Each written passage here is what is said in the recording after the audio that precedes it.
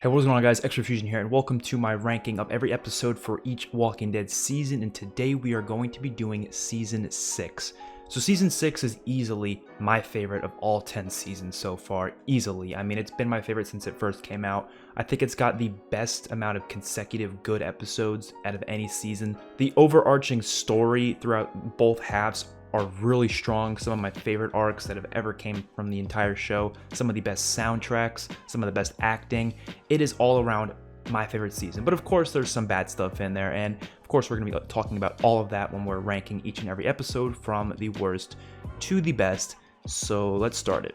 Starting off in last place, the number 16th spot is episode 6, which was titled Always Accountable. This episode's not necessarily bad. I mean, even my least favorite episode of this season I don't think is bad. I don't think there's a single bad episode of this entire season, but episode 6 is definitely my least favorite. So I love how they introduced the saviors, though. That was all great. It was kind of hinting towards the saviors, not really full on introducing them. They kind of give us little teases of them, and then they full on introduce them into the second half. But it gave us a little bit of a tease, and all the stuff with Daryl, Dwight, Sherry, I think that was pretty strong for the most part. It wasn't the most entertaining stuff in the world, but it was still good enough, and I thought it was good to tease the saviors as early as possible. But the stuff with Abraham and Sasha was so boring. You guys know me. I'm not a big fan of Sasha. She was never one of my favorite characters, and they were trying to build this relationship between the two. It felt so forced. It's one of those relationships in the entire series that I feel like just doesn't really work for me. I feel like they could have done more maybe in season 5 to build it up, but it just kind of felt like it came out of nowhere, and this is where it kind of started. Well, no, they started kind of developing them in like episode 1 of season 6, but this had like a whole 20 minutes of these characters just kind of going around talking.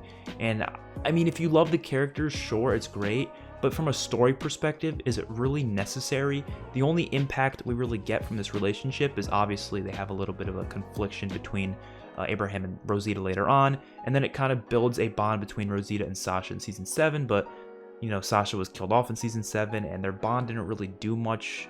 They could have bonded them in another way, that's all I'm saying. So I didn't feel like we really needed that relationship.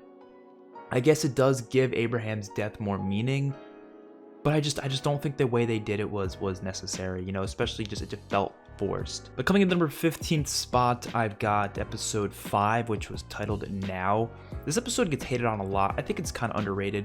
If you're not really a fan of dialogue and you're more of a fan of just the cold hard action, then yeah, you're not gonna like this episode because there's really no action at all, to be honest. But it is a really strong dialogue episode. But yeah, I could see why you could have definitely have kind of pieced this episode into other episodes. It didn't need to be as long as it was, but it definitely wasn't filler. You had some stuff building between Denise and Tara, which was a relationship that was good for Tara's character, I think, personally. Tara started becoming a pretty big character in this season, so I think it was good that they developed her well. Rick and Jesse started having some bonding moments. You had Deanna going just completely crazy the whole episode. She was just off her freaking rockers, man. It was kind of cool to see her just break down and just become this like just,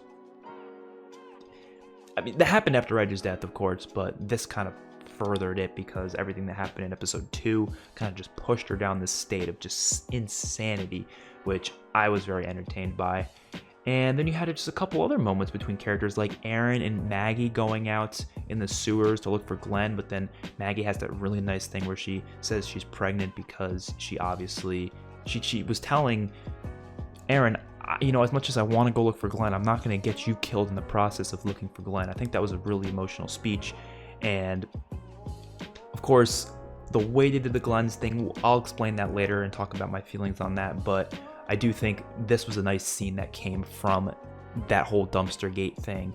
One of the better scenes that came from it, of course. It was very emotional. I really loved that part of the episode. So honestly, strong dialogue, but yeah, some of it could have been shortened, I'm sure, but that doesn't make it bad. I think it's definitely one of the least better episodes of the season, but honestly, like I said, they're all pretty damn good. Coming in number 14th spot, I got episode 15, which was titled East. So this episode it had a lot happening in it, which is always great to see, but a lot of what was happening I wasn't really a fan of. Like, characters making dumb decisions is one thing, but like I'm okay with that, right? As long as those dumb decisions fit the character, but I feel like there's a lot of decisions happening in this episode that just felt so weird and like just out of nowhere. Carol's character was just really weird at this point in the story. I think a lot of people were iffy on her character, even in episode 13. I do like how they gave her some complexity with the whole, her killing people and how she didn't want to do anymore, but it just felt odd how they did it in this episode. And then she did that one scene where she shot up the guys, but she somehow hid a mini Uzi or something inside of her shirt, which I don't know how the hell that fit. She's fit some machine pistol, which I wish they showed the machine pistol because that scene was really just oddly done. I don't know. It was really weird to me. And like when she pulled up, no one looked at her. Whatever. But what I loved about this episode, though, was the Rick and Morgan scenes were all pretty great. Seeing Rick and Morgan together in the season was just always fantastic. We don't really get too much of that later on. We got one episode in season 8 which had that, but other than that, Rick and Morgan are a great duo, and it was nice to see them together in this episode, and obviously very conflicting values between two of them were kind of coming to head, and that was really awesome to see. And we kind of got little introductions to the Kingdom characters, which we saw one of them, but obviously they didn't really come into fold until later on. But we kind of saw one of the dudes who lost his horse, and there was a lot of tension rising to the finale, which I think these episodes do a really good job of building tension to the finales for the penultimate episodes. But at the end of the day, it just had too many of these scenes where I'm just like, what? Like that Daryl fake out at the end of the episode? Come on. You really think we're gonna believe that fake out? Oh my, that was just the worst thing in the world. But whatever. It was an okay episode. Not the best, not the worst, obviously, because I don't think any of these episodes are that bad. So there you go. Coming in the number 13 spot, I got episode 7, which was titled Heads Up. So this was an episode that started off showing Glenn that he was alive. Now, I'll talk about this whole thing again later with episode 3, but I really wasn't a big fan of that whole thing and how they revealed he was still alive. It's like, why? I still don't understand the full reason for it. I don't know what was the story ramifications, because I'm okay with fake outs, right? I'm okay with them when they fake out the characters, not the audience, because faking out the audience is just stupid. And I'll give you an example. So the Rise of Skywalker, right? They had Rey believe, spoilers for Rise of Skywalker, they had Rey believe that she killed Chewbacca, right? And in that one scene, that worked because that completely changed Rey's character for that certain for a couple like hours or whatever within the movie, because she was like, oh my god, I just killed Chewie because I was being reckless with my powers. Now, if you faked out the audience for like 2 seconds and then they revealed Chewbacca was still alive, that's fine. You're faking out the audience, but you're also faking out the characters, so it's worth it, right? It's not there to fake out us, it's there to fake out Rey and Finn and Poe to believe he's dead. Glenn's death didn't fake out any character. It just made Maggie a little upset because she was like, when's Glenn gonna come home? But she didn't know if he was dead or not. She didn't see him possibly getting into a situation where they thought she was dead. And if they want us to do that, sure, but don't make us actually show us that Glenn almost dies. Like, they filmed it in a way to make it look like he was dying. You know what I mean? It's not like Carol in season 3 where she just kind of disappeared and we were like, oh, is she dead? Is she alive? I don't know. Or Judith, where it's like, oh, you show her crate, it's like it's bloody, but she probably isn't there because there's no bones, but she could be. We don't really know. But this was literally manipulating the camera direction to make it look like, it just felt so artificial and crap. I'll talk about that again later, but it's one of my least favorite things about the season. But like I said, it doesn't bring the season down that much because I still fucking love this season. But yeah, this is one of the episodes that kind of had to do with the Glenn thing because that's how it started. But there's some other great stuff to Heads Up though.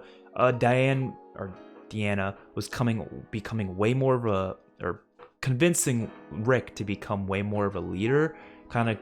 She kept like talking to him about like all these things, like, and it was weird because in episode 5 she was going crazy, but I guess killing that walker at the end of episode 5, she kind of started becoming this person where she was like, you know what, maybe I can't go on as a leader, but Rick can. So then she started making these plans and she was showing them Michonne and talking to Rick and being like, these are your people, Rick.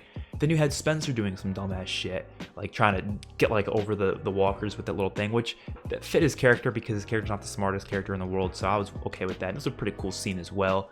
And then the ending was building up to the finale, or the mid-season finale, very, very well. Just like episode 15 was building up to the actual finale very, very well. Another penultimate episode that was pretty damn great for what it was trying to do. But like I said, there's a couple of things that bring it down, like the Glenn thing. And they had Glenn and Enid scenes, which were nice to develop their characters, but they didn't really further on that story all that well, obviously, because Glenn dies. But even with Maggie, I mean, they kind of had them in season 7, but then season 8, they just kind of stopped it. So it's a cool trying to form a relationship between these characters, but in the end, I mean, it was okay. Coming in number 12 spot, I got episode 13, which was titled The Same Boat.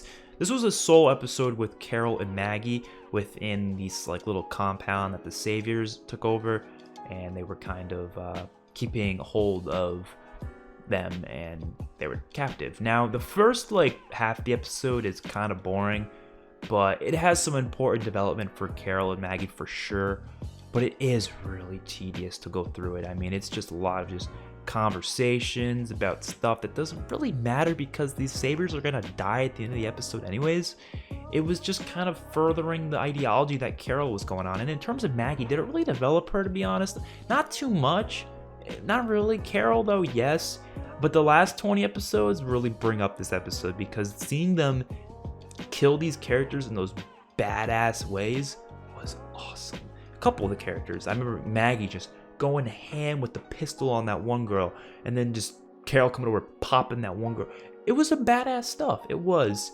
And seeing Carol being conflicting over her, obviously, you know, the killing people thing was entertaining, but then it did lead into some storylines with Carol that I wasn't a big fan of. But it was still good, and I was still entertained by it, and that's all that really episodes need to do, to be honest. But it was an okay episode. Coming number 11 spot, episode 14, which was titled Twice as Far. So this is almost the same as 13, where I disliked the first half, but the second half was pretty strong. So everything with Denise in the first half of the episode and Daryl and Rosita, I was so just not interested. I don't feel like we needed all of that. But I do see how it does. I understand why they did it, right? Because I keep saying they don't need it. They do need it. It's just, I don't know if they needed that much of it. And what was important about it is how it's kind of developed the relationship between Denise and Daryl and Rosita, which was needed because we needed Rosita and Daryl to hate Dwight for season 7 and 8. We needed that. It wouldn't work if we didn't bond the characters. And they already started having some interesting scenes between Daryl and Denise beforehand. Past couple episodes, they had like little scenes where they were just one little conversation in an episode. That's it. That's all you really need, though. And that's all you need to know that, okay, they have a bond, so he will be pissed if she dies, right? But a whole like 20-30 minutes, I don't know. I don't think we need all that. But the stuff with Abraham and Eugene was pretty cool. And then of course Denise dying, that death was awesome. It was the way it was shot. It was shocking. It made for a really intense shootout between the characters at the end of the episode. And then of course Eugene getting shot and Eugene biting Dwight's dick, and then kind of Eugene and Abraham kind of, I guess, burying the hatchet with the whole conflicting emotions they've been having the past couple, really the whole season they've had since episode 5 to season 5. A lot of things, you know, going on between them, but they obviously kind of buried the hatchet here, and which was really good and impactful for what was to come in season 7, episode 1, of course, with Abraham. So I really enjoyed this episode, but I didn't love it. So as we get into the top 10, all these episodes from here on out are either really good or just up to like masterpieces and amazing. But I'd say all of them here on out are pretty great. So the number 10 spot is going to be episode 1, the premiere. And it was really hard for me to put this here because I was like, wait, I really like this episode. I think it's really one of the better episodes of the show. But it's at the 10th spot? I was like, wait, really? So that just proves and goes to show that season 6 got some great episodes. So First Time Again was the premiere. The whole episode was really, really massive. I mean, you had tons and tons of things happening with the whole entire herd. That whole sequence with the herd and them trying to lead them away that was intense. And I loved how they had the sequences between the past and the present, showing us the lead up to what was happening. So it was kind of getting us invested in what was happening, but also letting us know what happened before, so it didn't leave out any important information. And I think that's important to do, because if they just did the episode in a linear fashion, we wouldn't be as entertained, because you wouldn't be getting all those. It would be the first half all dialogue, second half all action. You know what I mean? And that's not a good way to fit episodes. I feel like it's better to have little bits of dialogue, little bits of action, little bits of dialogue, little bits of action, little bit. It kind of felt like it was a good pace for an episode, and I liked it a lot, to be honest. I mean, there's a time and a place for different paces, and I feel like this pace was really, really good for the premiere, getting us back to speed with what happened at the end of episode 16 and leading on to this episode. And then just some great. There's really no flaws in this episode, but it's just not as good as the top 9. I really can't think of a single flaw for this episode. I really try to think. Even if I looked at in depth into the episode, I'm sure I could find a flaw, but just looking at a general perspective, yeah, a lot of great stuff to this episode, so there's really not much I can complain about. And coming to the number 9 spot, like episode 3, which was titled Thank You. So I loved how hopeless and just depressing this episode was. And it wasn't just the fake out Glenn death, but when you had Rick sitting in that RV trying to call people, no one was answering, and he was just sitting there like freaking out because the herd is going one way, Alexandria is being attacked, and he's alone, and the RV's not working. And that scenes like that I freaking love in The Walking Dead, where everything feels so hopeless. Makes me sound like I'm emo or something, but I freaking love that shit. And this episode had a lot of that. Obviously, there was a scene where Michonne, Heath, Scott, they were getting back, and it was intense, right? What really holds on this episode is obviously the Glenn dumpster thing. I think that was still such a dumb thing. I don't know if it was for ratings or if they actually did it for the story. I have no idea, but I still don't like it to this day. But it's not holding down the whole episode necessarily. I do think there was some other negatives, like some of the scenes, like when they're in the pet store, they were just kind of chilling there for like a good amount of time, and I was just like, I don't know what's happening. I love the scene when the wolves attack Rick in the RV, and he gets his AK-47 out and just all through the RV. That was a really cool scene. I mean, obviously, I love Rick killing people. That's always gonna be freaking great, but the episode just doesn't hold up to the rest of them, I guess. It's not a bad episode. It's number 9, but it's still really damn good. Coming at the number 8 spot, I got episode 4, which was titled Here's Not Here. This episode went from being like here to like here, just after rewatching it a few times, because I remember my first time I watched it. I'm not kidding to you guys. This is the only Walking Dead episode where I fell asleep during it. Like, I actually fell asleep. I think I was towards like the very, very end, and I actually passed out. Like, live, first time watching the episode. I had to rewatch it another time because I was like, bro, I literally just fell asleep at the end. But that's just because at that point in time in the story, I didn't really care too much for Morgan's character, because he was in the premiere, he was in 1 episode in season 3, and then he was just in he's been in like 7 episodes at this point, you know? He hasn't been in too much, and I didn't really care too much for him, and I was like, okay, we're getting a whole backstory, like, all right, fine, I'll watch it, and hopefully it's entertaining, but most of it honestly wasn't entertaining. Most of it was dialogue between this guy and Eastman, and maybe I was younger, so I didn't really understand as much, but now rewatching it, the writing in this episode is some of the most beautiful writing in any Walking Dead episode ever.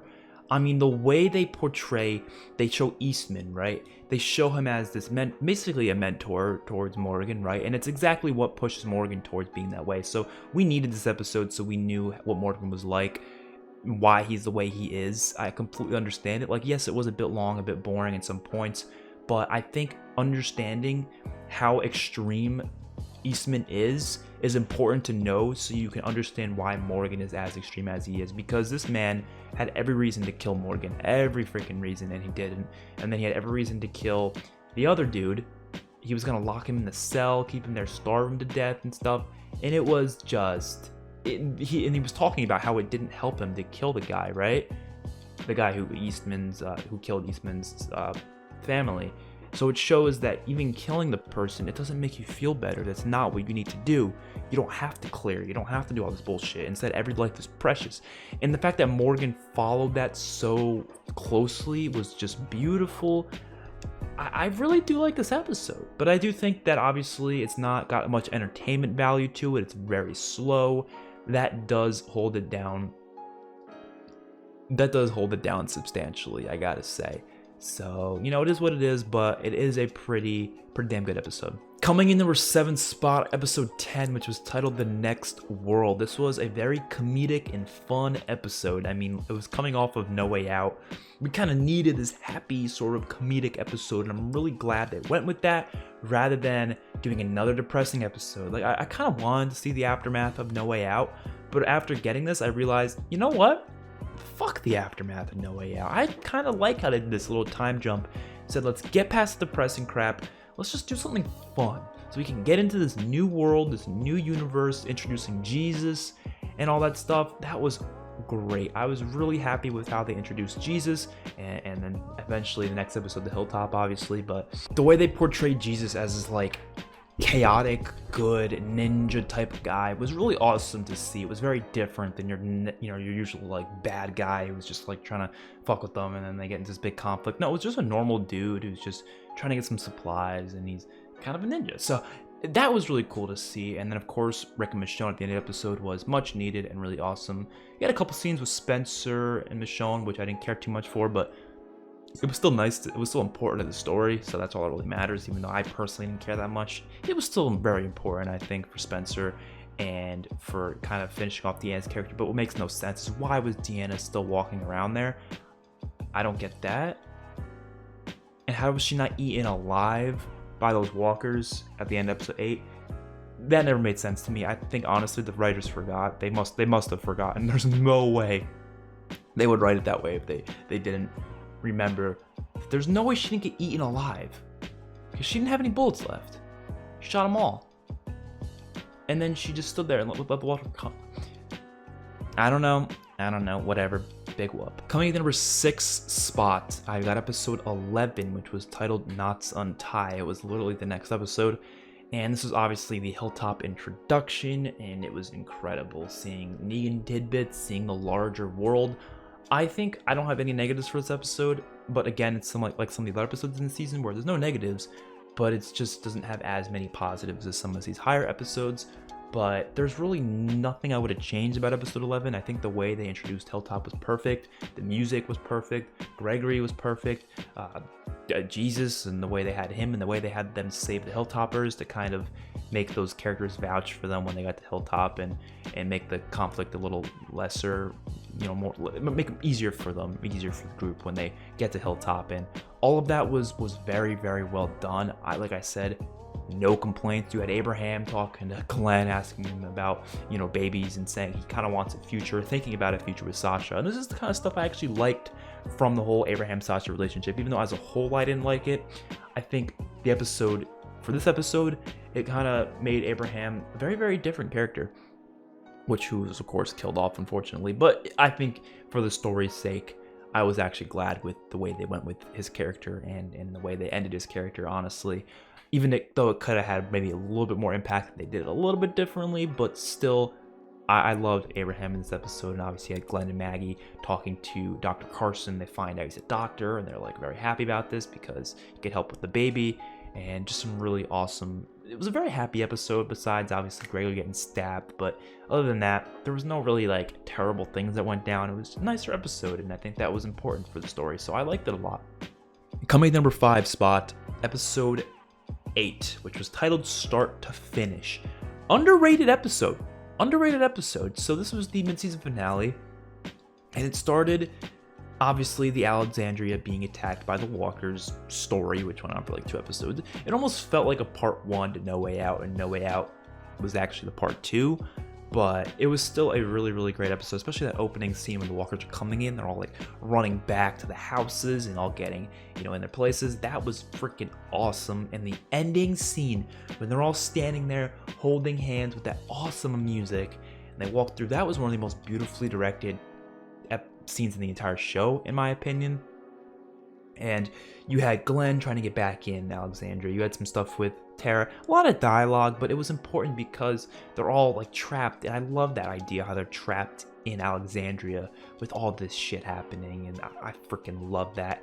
And the only thing I don't like about this episode is that Carol and Morgan's stuff felt so out of place. I'm okay with having Carol and Morgan's conflicting ideologies go to head, But while all this is going on, like, really, do they have to do that now? Like, and I feel like Morgan, both sides were a bit extreme. Like, Carol was a bit extreme, like, why does she have to kill him right away? You know what I mean? You can keep him captive, you can do something else, you don't have to kill him.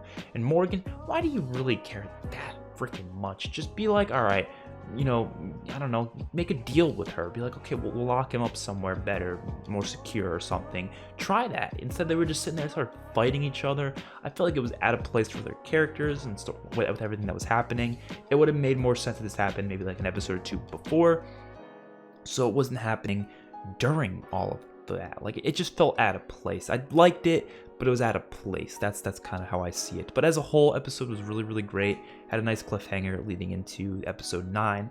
Would I have rather No Way Out be the mid-season finale? Probably, but it was really awesome to wait for the episode 9 and get what we got, because obviously that episode was amazing. Coming at number 4 spot, episode 2, which was titled JSS. Carol was a damn badass this episode. She got a kill count of like at least 10. And just seeing her going through killing all the wolves was freaking awesome. And I liked, like I said, the differences between Carol and Morgan were starting to happen in this episode. And I think it was really cool to see the two different sides of the coin, which ended up turning Carol into someone completely different later on in the season. I loved that scene when Jessie killed that wolf, because Jessie, she wasn't this badass or anything. I just love seeing characters who aren't really badasses become badasses or do something badass. I love those scenes. Seeing her stab this girl to death with scissors was brutal and epic at the same time. I loved it.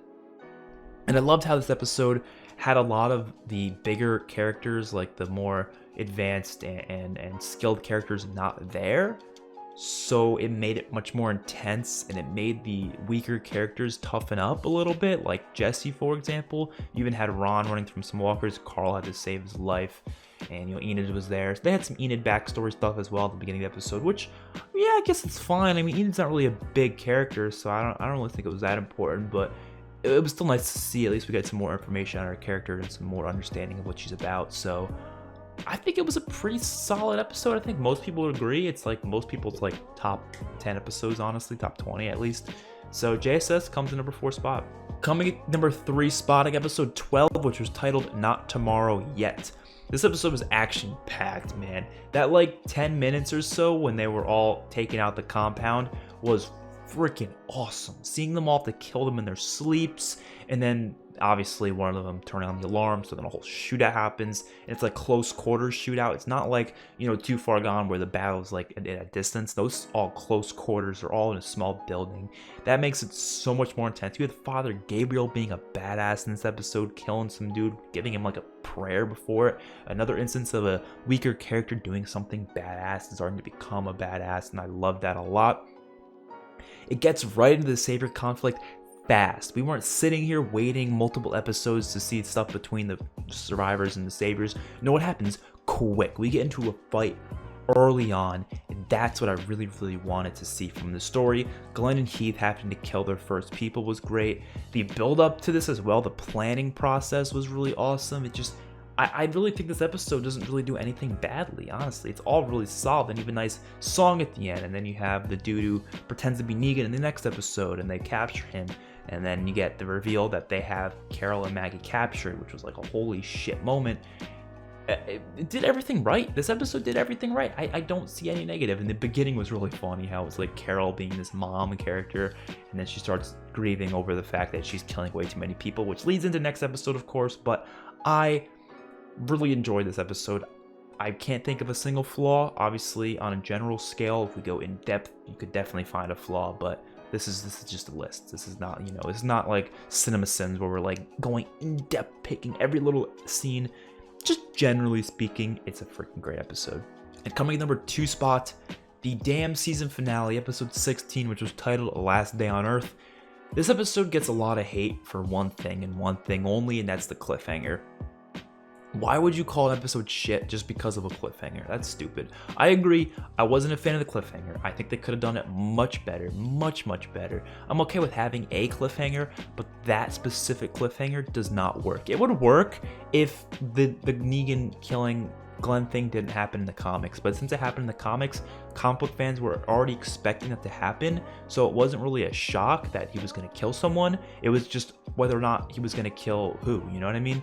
Or who was going to kill. We couldn't get it because it was a cliffhanger. So that was really stupid.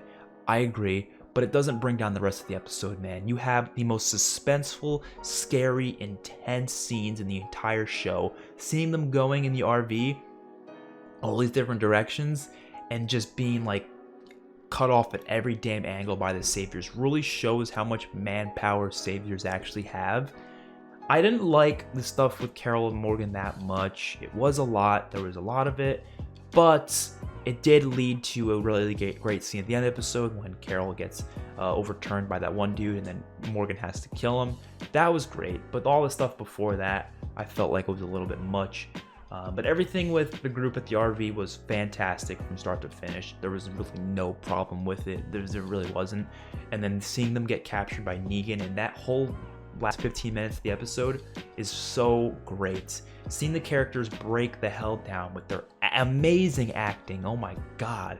The acting is just incredible here. They look terrified. They're sitting there shaking. Rick is shaking like for the first time in the entire show. He is like, what the hell do I do? There is nothing I can do right now. I have to just let it happen because what can I do? You know? And that is so horrific to see that from the group. And I'm getting chills just talking about this scene. I mean, Negan's introduction was literally perfect. Other than the cliffhanger, it was perfect. There was nothing wrong with it. The introduction itself was perfect. The casting, obviously, is perfect. The dialogue is perfect. I didn't need him to be throwing F-bombs at it. If you really need the F-bombs, guess what? There's an uncensored version for it. I didn't need the F-bombs, though. I feel like the acting from him was so great, and even just the characters there being so scared was perfectly done. And it led to, obviously, the next episode, which was one of the best episodes in the entire show. So, great freaking episode. Loved it, but it's not number one. You all already know what number one is. I don't even have to tell you. It's episode 9, No Way Out, of course. This is one of the best episodes in the whole show. I would put it number 2 if I'm ranking all the episodes. I think Too Far Gone is still a tiny bit better, but this episode is still freaking fantastic. So it's action-packed. You got Carl getting his eyes shot out, with that whole scene with Sam getting eaten. Oh my god, and Jesse's screaming, and then she dies, and then Ron pulls the gun, and Michonne kills. So much shit happens in such a small period of time in that scene, but it's so intense and suspenseful. And then obviously Carl getting his eyes shot out was like a holy shit moment, even for comic book readers. I was a comic book reader. I read the comics at this point, but it was still a shock because just seeing it on screen, I was like, oh my god, they did it. They did it. And it was just insane to see that.